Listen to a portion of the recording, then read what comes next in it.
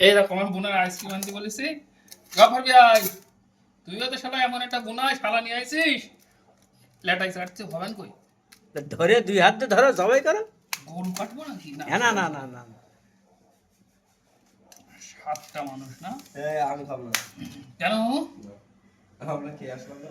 এই হচ্ছে কিনা চেন্নাই কোলবার বিকু এই আইসক্রিম কাজ করতাম, ফাটাতাম। হ্যাঁ। এই দিয়ে এই হাতে ব্যথা হয়ে যেত।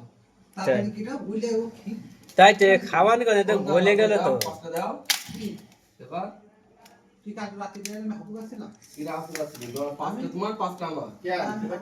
এখন কি পাখড়ার কমেছে 500 টাকার ওই নিয়ে আসবে, 500 টাকা। ধর, ধর, ধর, ধর, ধর, ধর, ধর, ধর, ধর। বলছি তুই তো বেশি করে নিয়ে আসতে। ঠান্ডা তাহলে কিছু দেখালে তুই ফ্রিজের মধ্যে দিয়ে দাও, মানে ঠান্ডা লেগেছে কিসে? ধর, ধর, ধর, ধরো, ধরো।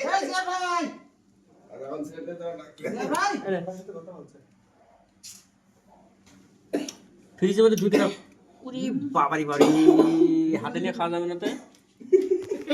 কিছু নেচে রাখো।